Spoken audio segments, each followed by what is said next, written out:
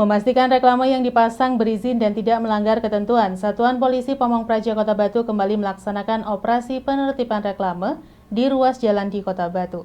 Reklame tidak berizin langsung diturunkan dan diangkut ke mobil operasional. Kegiatan operasi penertiban reklame oleh Satpol PP Kota Batu dilaksanakan untuk memastikan hanya iklan reklame yang berizin dan dipasang tidak melanggar ketentuan yang masih terpasang di ruas jalan di Kota Batu. Kegiatan operasi penertiban ini menurunkan puluhan petugas dengan menggunakan beberapa kendaraan operasional dengan menyusuri jalan-jalan di Kota Batu. Reklame atau iklan insidentil yang banyak dipasang di pinggir jalan ini menjadi sasaran utama karena cukup banyak terlihat dipasang tanpa dilengkapi izin dari dinas terkait serta dipasang melanggar aturan. Menurut Kepala Bidang Ketertiban Umum Satpol PP Kota Batu menjelaskan, dari hasil operasi ini banyak iklan reklame yang dipasang melanggar ketentuan, di antaranya di fasilitas umum seperti tiang listrik maupun di paku di pohon pelindung tepi jalan. Di lokasi Jalan Gajah Mada, Bukit Berbunga, reklame yang dipasang di pohon dan tiang listrik langsung dicopot. Banner berbagai ukuran yang tidak ada izinnya juga diturunkan oleh petugas dan diangkut ke mobil operasional. Pihak pemerintah juga mengimbau masyarakat akan memasang iklan reklame hendaknya mengajukan izin terlebih dahulu karena prosesnya mudah dan juga cepat. Hari ini kita mengadakan penertiban reklame, Ya. reklame yang melanggar. Melanggar kebanyakan belum ada izinnya ataupun ada izinnya kadang-kadang cuma hanya izin pelunasan pajak, sedangkan izinnya belum tertempel. Setelah itu masih banyak pelaku usaha ini yang memasang reklamenya di fasilitas-fasilitas umum. Dan itu yang kita tertibkan. Yang kami lakukan mulai hari Senin kemarin sampai dengan hari ini. Hari kemarin saja kita ke 70 titik, reklame yang melanggar 175. Itu kemudian dikenakan tipiring apa gimana Bu itu? Rencananya akan dilakukan seperti itu. Karena setelah tindakan dari kami akan diserahkan ke penegakan perda untuk dilanjutkan tindakan. Itu kan untuk mengurus izin kan nggak sulit Bu ya untuk Batu? Untuk mengurus izin reklame kan nggak sulit ya? Nggak sulit. Hanya penempatannya saja yang ya kami himbau semua pemasang atau pengusaha yang menggunakan fasilitas reklame agar memenuhi ketentuan yang sudah ada di perizinan. Dari setiap lembar izin itu di belakangnya ada ketentuan apa, baik izin ataupun pajak dan lain sebagainya, termasuk juga pemasangan. Oke. Biar nggak ganggu juga Bu ya? Iya. Iwan Ikmawan melaporkan. Status Kota Malang yang pada level 2 PPKM, pemerintah Kota Malang menerbitkan surat edaran atau SE Wali Kota Malang terkait pemberlakuan pembelajaran tatap muka 50%. Adanya SE Wali Kota Malang tersebut membuat pembelajaran tatap muka 100% yang sudah berjalan Senin lalu akan dibatalkan dan dikembalikan pada pembelajaran tatap muka terbatas atau 50%. Pembatalan pembelajaran tatap muka 100% ini disampaikan oleh Wali Kota Malang Sutiaji. Keputusan untuk mengembalikan pembelajaran tatap muka terbatas menjadi 50% karena status PPKM Kota Malang berada di level 2 PPKM berdasarkan instruksi Mendagri. Menurut Sutiaji, tidak menutup kemungkinan Senin pekan depan pembelajaran tatap muka 100% bisa diterapkan. Ia menambahkan, berdasarkan asesmen Kementerian Kesehatan, Kota Malang berada di level 1, namun berdasarkan Kementerian Dalam Negeri, Kota Malang masih berada di level 2 PPKM. Ia juga mengaku, sekolah tatap muka 100% yang saat ini sedang berlaku merupakan uji coba sekolah tatap muka 100%. Uji coba sekolah tatap muka 100% ini akan berlangsung selama 3 bulan. Sementara pembelajaran tatap muka 100% sudah dilakukan di Kota Malang mulai Senin lalu. Seluruh siswa dari sekolah SD, SMP di Kota Malang mulai melakukan pembelajaran di sekolah secara keseluruhan. Meski masih terbatas pada jam pembelajaran, namun sekolah di Kota Malang mengaku secara umum sudah siap dalam pembelajaran tatap muka 100%. Ya itu kan rusnya Mendagri, ya PTM ini kan masih kita kan uji coba, tidak melaksanakan. Semuanya kita dalam rangka masih uji coba. Jadi tidak menutup kemungkinan besok Senin nanti akan kita lihat. Mendagri kita itu kan kita ikuti, kita masuk pada level 2. Tapi asesmen dari Kementerian Kesehatan kita masuk level 1. Hanya lambat aja. Jadi Mendagri itu dapat laporan bahwa kita kemarin testingnya masih di angka 14, setelah jam 4 sudah angkanya realnya sudah pernah saya kirim itu, kita sudah di angka 15, jadi memadai semua. Dan itu menjadi syarat, ya, ini menjadi syarat bahwa kita itu masuk pada level 1. Jadi yang kemarin ini kan uji coba yang PTM seluruhnya, 50% berarti seperti level apa? 2 kan 50%. Nah, ya udah. Jadi masih tetap ada yang daring ya Pak ya? Ya kalau kembali, tapi ini insya Allah kita hanya kan sifatnya itu uji coba. Tidak menutup kemungkinan minggu depannya ya sudah 100%. PTM 100%. Ini kan hanya ngikuti Mendagri. Ya kita berada di level 2. Ya ini kan sifatnya kemarin kan saya minta kepada Dinas Kesehatan, Dinas Pendidikan itu kan uji coba maksudnya. Ya nanti kita lihat. Simon Alfredo melaporkan. Memberikan kesempatan kepada seluruh warga Kota Batu yang belum mendapatkan vaksin COVID-19. Pemerintah Kota Batu bersama Badan Intelijen Negara menyelenggarakan kegiatan vaksin COVID-19 untuk berbagai usia. Kegiatan vaksin ini diikuti oleh 170 warga masyarakat. Kamis 13 Januari 2022 bertempat di Geraha Pancasila Balai Kota Among Tani Batu. Kegiatan vaksinasi ini terus dilakukan di Kota Batu untuk memberikan kesempatan kepada warga masyarakat yang belum mengikuti program vaksin, baik vaksin pertama maupun vaksin kedua karena berbagai alasan. Untuk capaian vaksin COVID-19 di Kota Batu per 11 Januari 2022, untuk vaksin dosis pertama mencapai 177.155 orang atau 107%. Dan dosis kedua mencapai 141.865 orang atau 86,01%, serta tenaga kesehatan 1.728 atau 103,67%. Sementara untuk vaksinasi anak usia 6 hingga 11 tahun sudah mencapai kurang lebih 15.241 siswa atau 82,19% dari total target 18.544 dan masih menyisakan sekitar 3.303 siswa yang belum divaksin. Menurut Kepala Dinas Kesehatan Kota Batu, Dr. Gigi Kartika menjelaskan, kegiatan vaksin ini untuk memberikan kesempatan kepada warga masyarakat Kota Batu yang masih belum divaksin dengan berbagai alasan, sakit atau lainnya sehingga semua bisa mendapatkan vaksin. Di lokasi terlihat kegiatan vaksin masih diikuti oleh banyak warga dari berbagai usia, mulai anak sekolah sampai dengan lansia dengan berbagai jenis vaksin, mulai dari Sinovac, Moderna, dan Pfizer untuk dosis pertama maupun dosis kedua. Jadi untuk hari ini kita buka untuk vaksin dosis 1 yang belum, kemudian dosis 2 dari berbagai jenis vaksin, baik AstraZeneca, Sinovac, Pfizer maupun Moderna yang belum melakukan vaksinasi 2. Untuk vaksin 1 kalau di cakupan kita kan sudah 107%. Tapi berbasis KTP ini memang belum 100% dan saat ini juga masih ada yang masih dosis 1. Ini juga sebagian dari murid-murid sekolah yang kemarin ada halangan sakit atau keluar kota bisa dilakukan dari ini. Total hari ini berapa Pak? Kira-kira? Untuk dosis 1, 2 yang sudah mendaftar lewat link yang kami sebarkan ada sekitar 170. Iwan Hikmawan melaporkan. Terima kasih Anda masih bersama kami dalam Info 7 Malang Raya. Setelah program vaksin pertama dan kedua, pemerintah Kota Batu melalui Dinas Kesehatan Kota Batu menyelenggarakan program vaksin ketiga atau vaksin booster pertama untuk para aparatur sipil negara di jajaran Pemkot Batu.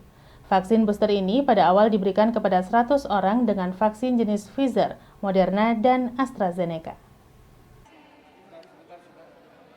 Pemberian vaksin booster ini akan terlebih dahulu diberikan kepada warga masyarakat lansia atau kelompok yang rentan dan penderita komorbid dengan jenis vaksin AstraZeneca, Pfizer, maupun Moderna. Pemberian vaksin ketiga atau vaksin booster ini berdasarkan instruksi pemerintah pusat dengan kriteria diberikan kepada kabupaten dan kota yang pencapaian dosis pertama sudah 70% dan dosis kedua 60%.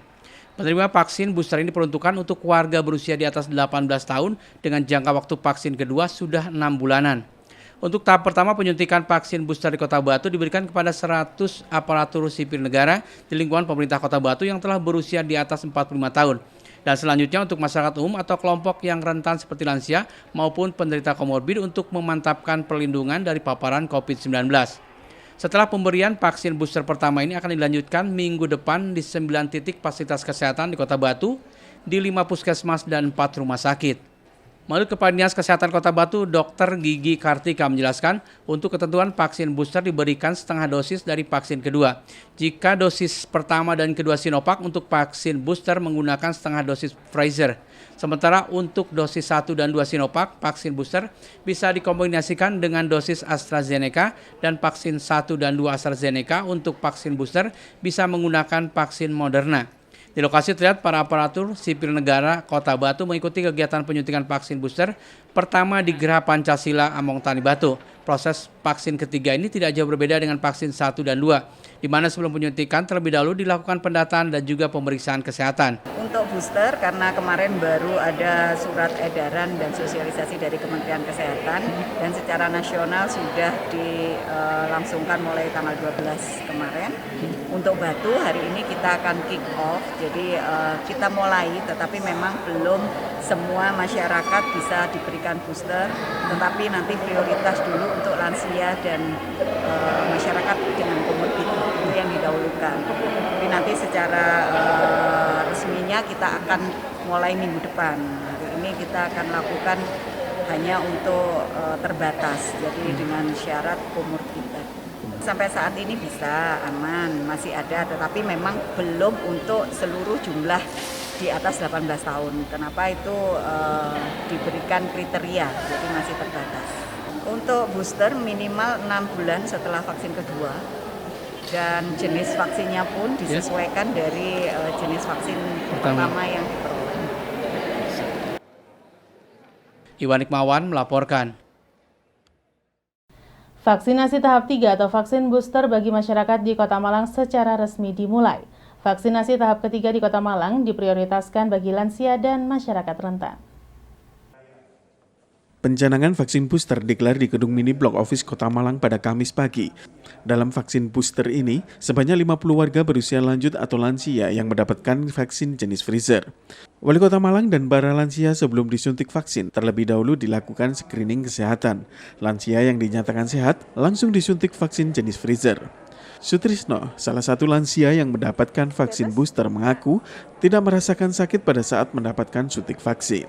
Usai menjalani vaksinasi, mantan wali kota Malang pada tahun 1999 ini juga mengajak masyarakat untuk tidak takut menjalani vaksin tahap ketiga. Dan saya minta semua masyarakat Malang ini kalau ada program vaksin segera mengikuti. Karena ini salah satu yang akan melindungi kita dari virus corona. Dan yang kedua, jangan lupa tetap menggunakan prokes. Itu saya pikir juga sesuatu yang mutlak harus digunakan ketika kita berglobal seperti ini. Sedangkan Wali Kota Malang, Sutiaji, mengatakan Pemkot Malang menyiapkan sebanyak 60 hingga 70 ribu dosis vaksin jenis Pfizer dan AstraZeneca untuk vaksin booster atau vaksin tahap ketiga. Wali Kota juga menegaskan tidak ada pungutan biaya dalam vaksin booster, karena seluruhnya sudah ditanggung oleh negara. Karena itulah masyarakat diminta untuk memanfaatkan kesempatan ini untuk mendapatkan vaksin tahap ketiga. Setelah pencanangan vaksin booster, selanjutnya masyarakat sudah bisa mendapatkan vaksin booster di fasilitas kesehatan terdekat. Untuk ketersediaan dosis vaksin, Wali Kota juga meminta masyarakat tidak perlu khawatir, karena Pemkot terus berkoordinasi dengan pemerintah pusat untuk menjamin ketersediaan vaksin. Diputuskan perlunya booster ini untuk menguatkan vaksin 1, vaksin kedua, sehingga nanti herd immunity-nya terbangun dengan baik, sehingga dimungkinkan, mungkin dan mudah-mudahan tidak, kalau ada varian-varian baru, insya Allah sudah agak, tapi tetap ya protokol kesehatan tetap dijaga ya. Yang kedua, saya kira sudah tidak ada ketakutan lah, karena vaksin yang saat ini baik jenisnya Astra maupun pakai yang hari ini tadi pakai Pfizer-nya atau pakai Moderna ya, sudah teruji bahwa kipinya tidak ada yang berakibat fatal ya terhadap kesehatan masyarakat. Maka tidak usah ada kekhawatiran kalau ada yang macam-macam itu Pak, karena sudah di belahan dunia sudah teruji, dan negara hadir itu tidak untuk merumuskan masyarakat tapi justru untuk membantu masyarakat. Simon Alfredo melaporkan. Terima kasih Anda masih bersama kami dalam Info 7 Malang Raya. meningkatkan sinergitas antara jurnalis dengan kepolisian. Ikatan Jurnalis Televisi atau IJTI Korda Malang Raya menggelar silaturahmi dan diskusi bersama Polresta Malang Kota.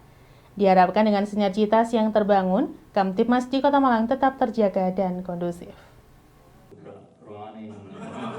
Silaturahmi dan diskusi antara anggota Ikatan Jurnalis Televisi Indonesia atau IJTI Korda Malang Raya dan Polresta Malang Kota berlangsung di Jalan Wilis, Kota Malang. Hadir dalam diskusi ini yakni Wakapolresta Malang Kota AKBP Denny Haryanto dan Kabag Humas Polresta Malang Kota Ibda Eko Novianto serta seluruh anggota IJTI Korda Malang Raya. Wakapolresta Malang Kota usai melakukan silaturahmi dan diskusi mengatakan, silaturahmi ini selain untuk menjalin sinergitas antar kepolisian Polresta Malang Kota dan IJTI Korda Malang Raya, juga untuk mendapatkan pemahaman baru terkait dunia jurnalis khususnya televisi. Dengan pemahaman baru yang diperoleh, nantinya dapat meningkatkan kualitasnya untuk menyajikan informasi yang bermanfaat bagi masyarakat. Wakapolresta juga berharap dengan silaturahmi yang terjalin baik ini, informasi-informasi yang disampaikan pada kepolisian melalui media khususnya televisi bisa tersampaikan dengan baik sehingga Kamtibmas di Kota Malang tetap terjaga dan kondusif. Membangun kemitraan dengan rekan-rekan IJTI, Ikatan Jurnalis Televisi Indonesia Korda Malang Raya. Dan tentunya juga kita pengen menimba ilmu, manfaat karena di sini kan ditampilkan materi-materi tentang jurnalis, dan hal ini tentunya agar dari kita terutama dari Humas Polresta Malang Kota bisa meningkatkan kualitas tampilan berita dan sebagainya, mengikuti ataupun berguru terhadap yang ahli ya. Di sini kan IJTI selaku yang memiliki keahlian hal berkaitan dengan jurnalis. Dan selain itu juga kita tentu akan mensupport segala kegiatan yang dilakukan rekan-rekan IJTI agar terutama kegiatan ini bisa tetap saling berkesinambungan, tidak hanya saat ini tapi juga sampai di masa-masa yang akan datang. Sementara Ketua IJTI Korda Malang Muhammad Tiawan mengatakan silaturahmi dengan Polresta Malang Kota ini mencari masukan terkait program kerja yang akan dilaksanakan sehingga perlu arahan dari Kapolresta sebagai pembina IJTI Korda Malang. Ketua IJTI Korda Malang juga berharap dengan adanya silaturahmi dan diskusi tersebut nantinya terbangun sinergitas yang baik antara jurnalis dengan kepolisian khususnya di Malang Raya. Jadi tujuan dari kegiatan ini satu memang silaturahim kepada pembina. Bagaimana ibaratnya bahwa anggota IJTI Korda Malang Raya ini adalah memiliki bapak ya, yakni pembina. Kalau tidak kenal kan maka tidak ada keharmonisan, maka butuh pengenalan setidaknya seperti itu. Karena biar tahu siapa-siapa yang anggota IJTI Korda Malang Raya dan siapa pembina kita. Itu setidaknya demi menjaga satu sama lain. Yang kedua, tujuannya adalah bagaimana program IJTI Korda Malang Raya ini bisa terlaksana. Karena tidak ada satupun kegiatan organisasi ini yang digagas sendiri tanpa juga ada hubungan dengan yang lain. Maka perlu arahan-arahan dengan Bapak Pembina dan juga teman-teman pengurus IJTI Korda Malang Raya serta anggota tentunya. Itu sebetulnya untuk menyolidkan satu sama lain demi keberlangsungan perencanaan program ke depan. Simon Alfredo melaporkan.